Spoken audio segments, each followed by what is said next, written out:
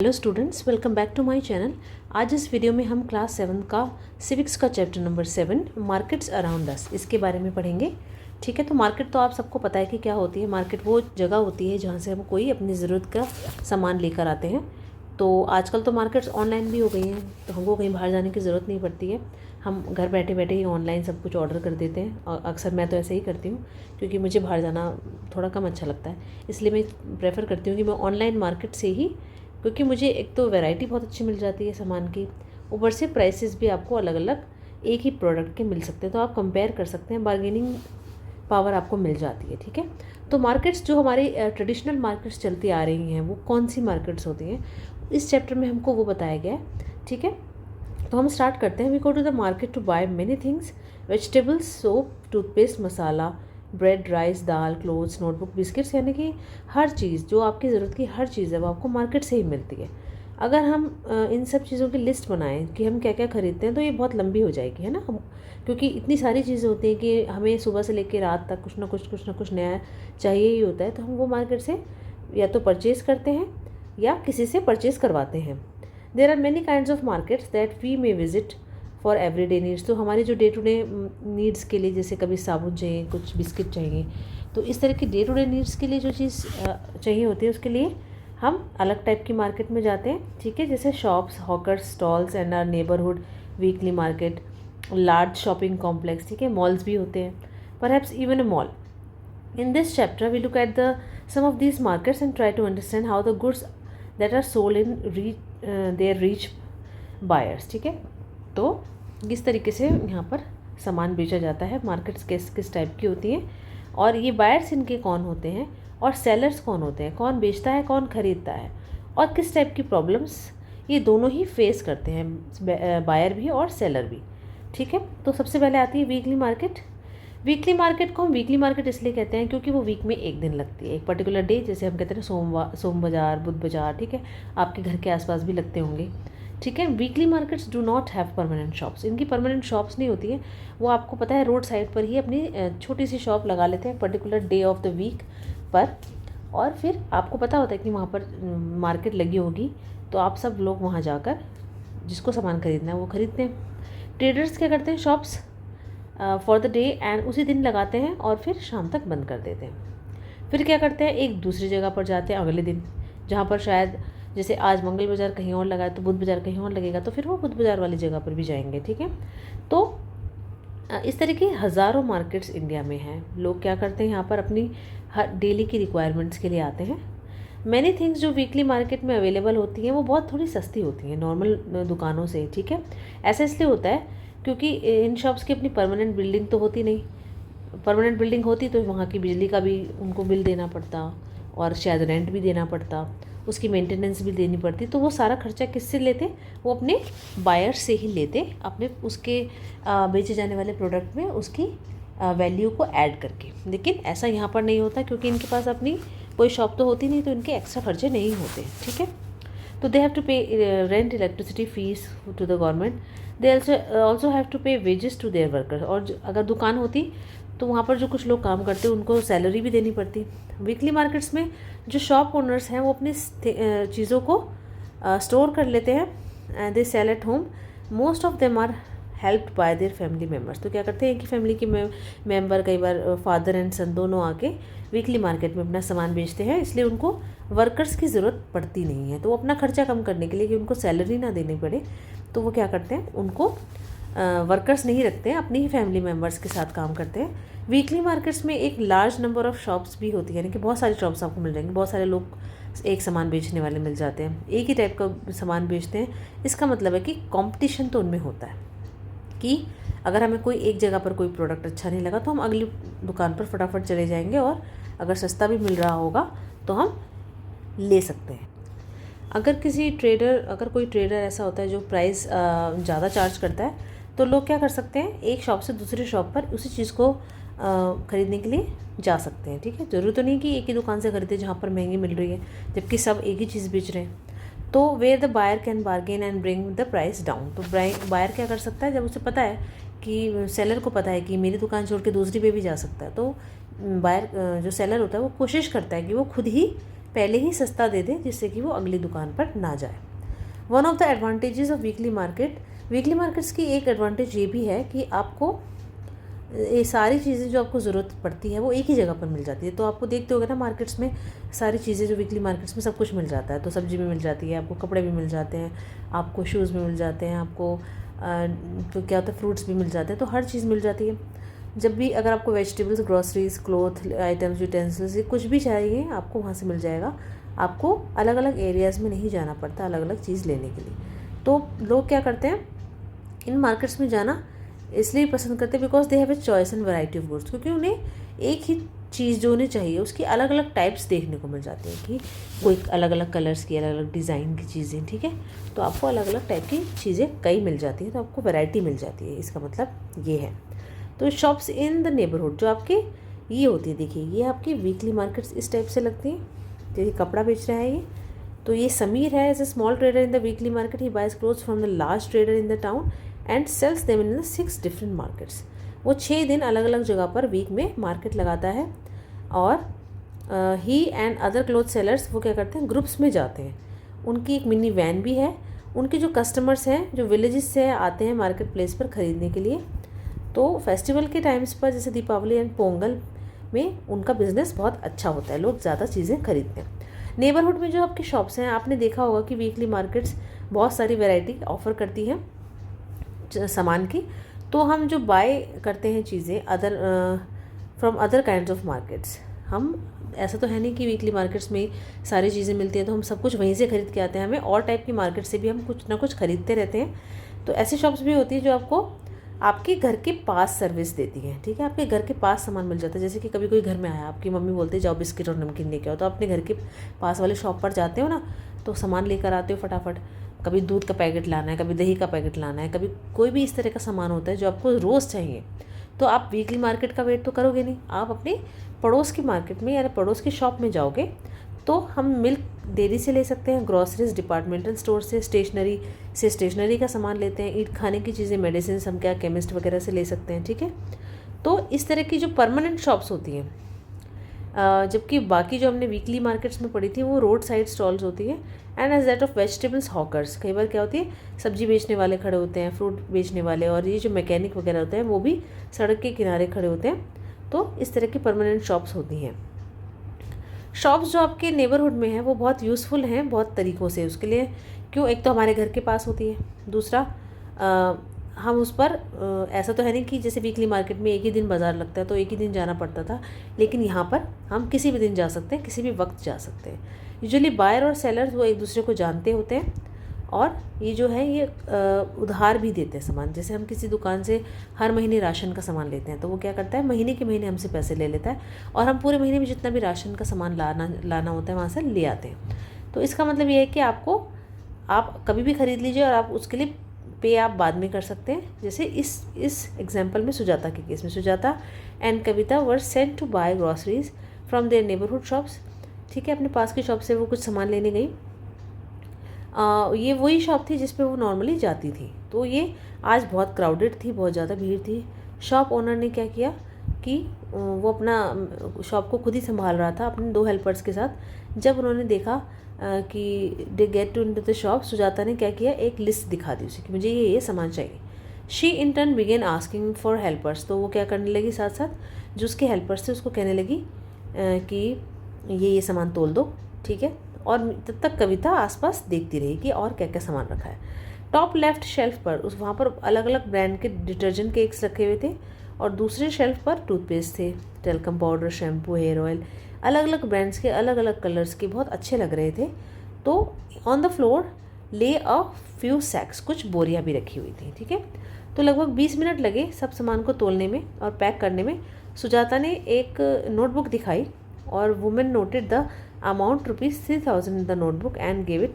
अब उसने क्या किया, उस नोटबुक में 3000 लिख दिया और लिख के दे दिया। She also noted the amount in her big register, और उसने बड़े रजिस्टर में भी उसको लिख लिया। तो यानी कि उसने कितने का सामान लिया था वो उसने उसको भी बता दिया कि तुम्हारा सामान इतने का हो गया, और अपने पास भी नोट कर लिया कि आपको अब इतने पैसे देने हैं। तो सुजाता ने क्या किया, हैवी बैग्स उठाए, अपने, और हर family will pay for the purchase in the first week of the next month. अब उसकी फैमिली का एक ट्रेंड है कि वो हर मंथ के फर्स्ट वीक में उसको पेमेंट कर देते हैं। तो अब उसको पता है कि वो जो भी सामान ले जा रही है तो उसकी फैमिली उसको पे कर देगी नेक्स्ट मंथ के फर्स्ट वीक में।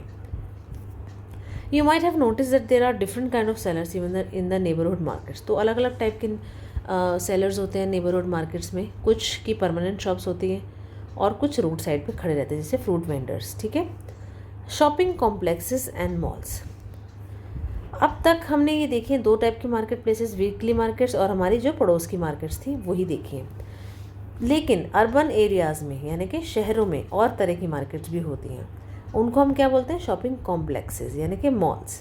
आजकल अर्बन एरियाज़ में बहुत multi storeyed air conditioner buildings होती हैं, वहाँ पर शॉप्स होती हैं अलग अलग फ्लोर्स पर, उनको हम मॉल्स बोलते हैं। इस तरह की अर्बन मार्केट में आपको ब्रांडेड चीज़ें भी मिल जाती हैं और नॉन ब्रांडेड भी मिल जाती हैं। तो as you have read in the chapter of advertising, आपने देखी है उसमें ब्रांडेड गुड्स थोड़े से एक्सपेंसिव होते हैं। वो इसलिए क्योंकि एडवर्टीजमेंट का जो खर्चा है वो भी उसके अंदर इंक्लूड होता है। Often promoted by the advertising and claims for better quality. और एडवर्टीजमेंट में हमेशा वो अच्छी क्वालिटी के लिए क्लेम करते हैं कि हमारा प्रोडक्ट ज़्यादा अच्छी क्वालिटी का है, इसलिए वो थोड़े महंगे दिखाते हैं। और जो company producing this products sell them through shops in large urban markets and at times through social special showrooms. तो या तो वो शोरूम्स के थ्रू उस प्रोडक्ट्स को बेचती हैं या अर्बन मार्केट्स के थ्रू। As compare to the non branded goods, लेकिन जो नॉन ब्रांडेड जो ब्रांडेड गुड्स नहीं है उसको थोड़े ही लोग मतलब कि नॉन ब्रांडेड गुड्स को तो ज़्यादातर लोग अफोर्ड कर ही लेते हैं, लेकिन ब्रांडेड को लोग कम अफोर्ड कर पाते हैं। ठीक है, अब है चेन ऑफ मार्केट्स। पहले के सेक्शंस में हमने ये पढ़ा कि अलग अलग टाइप की मार्केट्स क्या होती हैं। हम from where do you think shop owners procure. अब ये जो शॉप के ओनर्स है ये कहाँ से लाते हैं, इनको गुड्स कहाँ से मिलते हैं? ये गुड्स बनता है फैक्ट्रीज़ में, फार्म्स पर या घर में। तो हम इसको डायरेक्टली वहाँ से नहीं खरीदते फैक्ट्री से, ना ही फार्म में जाके यानी खेत में जाके कोई चीज़ नहीं खरीदते। और जो वुड द प्रोड्यूसर भी interested in selling a small quantities. और अगर हम खरीदने जाएँ भी तो हम तो 1 किलो चावल मांगेंगे, 2 किलो चावल मांगेंगे, लेकिन जो कम से कम 1000 किलो चावल उगा रहा है वो 1 किलो क्यों बेचेगा? ठीक है, वो ऐसी जगह अपने चावल बेचेगा जहाँ पर सारे के सारे बिक जाएँ। ठीक है, तो एक प्लास्टिक मग 1 किलो वेजिटेबल्स जो एग्जांपल यहाँ पर है, इस तरह की चीज़ें वो नहीं बेचेंगे हमको। तो जो इन लोगों में जो कि सामान बनाते हैं प्रोड्यूसर होते हैं और जो फाइनल कंज्यूमर्स होते हैं यानी कि हम जो हम खरीदने जा रहे हैं, इनके बीच में एक आदमी होता है, वो होता है ट्रेडर जो बेच रहा है। ठीक है, यानी कि जिसने सामान बनाया वो अपना सामान ट्रेडर पे लेकर गया और हम इस ट्रेडर के पास गए सामान लेने के लिए, हम क्या हैं? कंज्यूमर। ठीक है, तो ये एक मिडिल मैन का काम करता है, कौन? Trader. For example the vegetable wholesaler, मतलब जो मंडी से कहते हैं ना कि सब्जी लेकर आया, तो वो क्या करता है? बहुत कुछ किलोज वेजिटेबल्स लेकर आया and will buy in large lots, 25 से 100 किलो तक लेकर आया। फिर वो क्या करेगा? वो उसको अदर ट्रेडर्स को बेच देगा। फिर इन मार्केट्स में बाइंग और selling takes place between traders. और फिर क्या होगा? इस टाइप की मार्केट में आपस में सारे ट्रेडर्स ही होते हैं जो जिसने सामान बनाया उससे लेने जाते हैं। ठीक है, अब क्या करेंगे? ये जो लिंक बन गया ट्रेडर्स का, इससे क्या होगा? ये ट्रेडर कहीं और जाके बेचेगा, ये ट्रेडर कहीं और जाके बेचेगा, ये वाला कहीं और बेचेगा और ये कहीं और बेचेगा। ठीक है, इससे दूर दूर के प्लेसेस तक सामान पहुंच जाता है उसका। तो जो ट्रेडर है जो फाइनली कंज्यूमर को बेचता है, ठीक है, वो कभी वीकली मार्केट में भी बेच सकता है या वो एक हॉकर हो सकता है, नेबरहुड शॉप में हो सकता है अपना सामान लेकर आए, तो हमको वहाँ से मिलता है। ठीक है, तो यानी कि जहाँ जो प्रोड्यूसर होता है वो अलग अलग ट्रेडर्स को अपना सामान बेचता है, ट्रेडर्स को, और ट्रेडर्स किसको बेचते हैं? सीधे कंज्यूमर को बेचते हैं। तो आपको ये अब आइडिया क्लियर हो गया होगा। ठीक है, we can understand this with this help of the following example. Every city has areas for wholesale markets. Wholesale market कौन सी होती है? जहाँ से ये ट्रेडर्स लेंगे। ट्रेडर्स क्यों होलसेल मार्केट से लेंगे? क्योंकि होलसेल का मतलब है बहुत ज़्यादा अमाउंट में सामान को लेना। तो जो आगे बेचेगा वही तो ज़्यादा अमाउंट में सामान लेगा। ठीक है, हमको तो थोड़े से अमाउंट की ज़रूरत पड़ती है सामान की, थोड़ी क्वांटिटी की ज़रूरत पड़ती है, तो हम इन ट्रेडर्स से जाकर लेते हैं। तो this is where goods first reach and are then supplied to others traders. Road side hawker जो कि हमने पहले पढ़ा, ये लार्ज क्वांटिटी में plastic items from the wholesale trader अपने टाउन में ले लेते हैं, फिर बाद में क्या करते हैं? वो have bought these from another even bigger wholesale trader in the city. ठीक है, फिर क्या करेगा वो, सिटी में क्या होगा, होलसेल ट्रेडर ने शायद खरीदा होगा, would have bought a large quantity of plastic items from the factory, उसने फैक्ट्री से लिए होंगे और उनको स्टोर किया होगा गोडाउन में। इस तरीके से जो ये चेन है मार्केट की एक सेट हो जाती है। जब हम कोई सामान खरीदते हैं कि तो हमें पता नहीं होता कि कौन सी चेन से यानी किस किस से होकर ये सामान आया है, ठीक है, किस किस और फिर हम तक पहुंचा है। अब मार्केट्स हमको हर जगह नज़र आती है। अब तक हमने देखा अलग अलग मार्केट प्लेसेस जहाँ पर लोग सामान को बेचते खरीदते हैं। तो ये जो सारी मार्केट है ये स्पेसिफिक लोकेलिटी यानी एक पर्टिकुलर जगह पर and work in a particular manner and time, ठीक है, इस हिसाब से वो काम करती है। However it's not always necessary, ऐसा ज़रूरी नहीं है हमेशा कि हमको मार्केट ही जाना पड़े सामान खरीदने के लिए। आप ऑर्डर प्लेस कर सकते हो फ़ोन से भी। आजकल तो इंटरनेट से, जैसे ऑनलाइन अमेज़ॉन, फ्लिपकार्ट जो इस तरह की साइट्स हैं, आप इनसे सामान ऑर्डर करते हैं, आपके घर पर आ जाता है, तो गुड्स आपके घर पे डिलीवर हो जाते हैं। क्लिनिक्स और नर्सिंग होम्स में आपने देखा होगा जो सेल्स रिप्रेजेंटेटिव जाते हैं डॉक्टर्स के पास खुद दवाइयाँ बेचने के लिए। इस तरह के लोग गुड्स को सेल करने के काम में इंगेज होते हैं। Buying and selling takes place in different ways. ज़रूरी नहीं है कि शॉप से ही जाके खरीदें, खरीदने वाला खुद आप तक आता है यहाँ पर, ठीक है। तो ये जो मार्केट्स हैं जो अब तक हमने देखी, ये वो मार्केट्स हैं जो कि हम रिकॉग्नाइज कर सकते हैं, पहचान सकते हैं ईजिली। इसलिए इन मार्केट को, these are the markets we may not be so aware of. और एक तरीके से एक तरफ ऐसी मार्केट्स भी होती हैं जिनके बारे में शायद हमें पता ही नहीं होता। ऐसा इसलिए होता है क्योंकि large number of goods are bought, बहुत सारे सामान खरीदे जाते हैं और बेचे जाते हैं, that we don't use directly, जिन्हें हम डायरेक्टली यूज़ ही नहीं करते। जैसे कि फार्मर क्या करता है, वो खाद लेता है, क्रॉप्स उगाता है, उन खादों को क्रॉप्स में डालता है और फिर वो क्या करता है, that he purchases from special shops in the city and they in turn get them from factories. और फिर वो फर्टिलाइजर्स को कहाँ से मिले होते हैं, फैक्ट्री से मिले होते हैं। अब कार फैक्ट्री क्या करती है, वो इंजन लेती है, गियर्स लेती है, पेट्रोल टैंक्स, एक्सल्स, व्हील्स, ये सब सामान लेके एक कार बना देती है, ठीक है। हमको ये नहीं पता होता कि उसने ये सारा सामान कहाँ से लिया हुआ है, ठीक है। हमें तो सिर्फ एक फाइनल प्रोडक्ट दिखता है जो कि एक कार था, शोरूम के अंदर कार दिखती है। फिर ये स्टोरी है हर तरह के गुड्स के लिए, यानी कि हर तरह के गुड के लिए जो कुछ रॉ मटेरियल लगता है वो भी कहीं से आता है।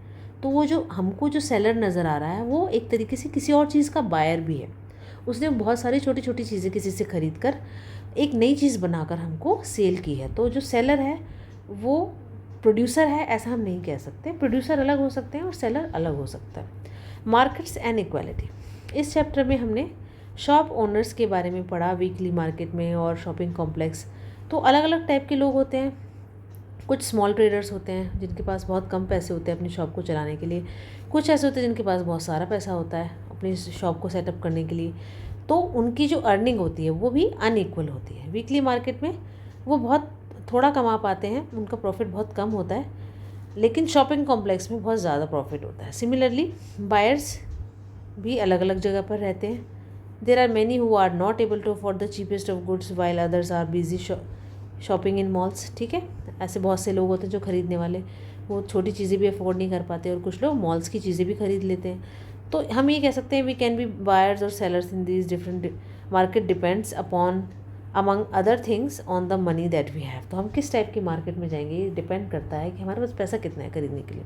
अगर कम पैसा है तो हम छोटी मार्केट्स में जाएंगे और ज़्यादा पैसा है तो हम मॉल्स में भी जा सकते हैं। तो हमने ये भी देखा कि जो चेन ऑफ मार्केट्स है जो कि बनती है कोई चीज़ हम तक पहुंचने से पहले, it is through this chain of what is produced in one place. तो इसी चेन के थ्रू कोई भी सामान लोगों तक पहुंचता है। जब चीज़ों को बेचा जाता है तो वो एनकरेज करता है, यानी कि अब कोई चीज़ बिक रही है तो उसको यानी कि उसकी डिमांड बढ़ जाती है। डिमांड बढ़ने का मतलब है कि उसकी प्रोडक्शन भी ज़्यादा होने लगती है और नई नई अपॉर्चुनिटीज़ लोगों के लिए पैदा होती है, यानी कि लोगों को एम्प्लॉयमेंट भी मिलता है। उस चीज़ को बनाने में लोगों की ज़रूरत पड़ती है तो लोगों को काम भी मिलता है। However do they offer equal opportunities, क्या ये सबको इक्वल अपॉर्चुनिटीज़ देती है? नहीं। We will try to understand this through the story of a shirt in the next chapter. तो आप जब नेक्स्ट चैप्टर पढ़ेंगे उसमें एक स्टोरी है शर्ट की, शर्ट कैसे बनती है, कैसे आती है, तो उसके थ्रू हम इसको जानने की कोशिश करेंगे। देखिए ये एक पिक्चर है मॉल का। आप सब लोग मॉल गए होंगे क्योंकि आजकल ये बहुत कॉमन हो गया है। और ये है सस्टेनेबल डेवलपमेंट गोल जो कि हमारे टोटल 12वां गोल है responsible consumption and production. Total 17 goals हैं SDG, और उनमें से 12th गोल कौन सा है, रिस्पॉन्सिबल कंजम्पशन एंड प्रोडक्शन। तो आपको ये जानना भी ज़रूरी है। तो आई होप कि आपको ये चैप्टर अच्छे से समझ में आ गया होगा कि किस तरह की मार्केट से होकर प्रोडक्ट्स हम तक पहुंचते हैं और कौन सी मार्केट हमारे लिए कौन सा सामान लेने के लिए बिल्कुल अप्रोप्रिएट है। ठीक है, तो थैंक यू सो मच। आपको ये मेरा वीडियो अच्छा लगा तो लाइक करें, शेयर करें और मेरे चैनल को ज़रूर सब्सक्राइब करें। अपने दोस्तों को शेयर करना ना भूलें और कमेंट करके ज़रूर बताएं कि आपको कैसा लगा। Thank you so much.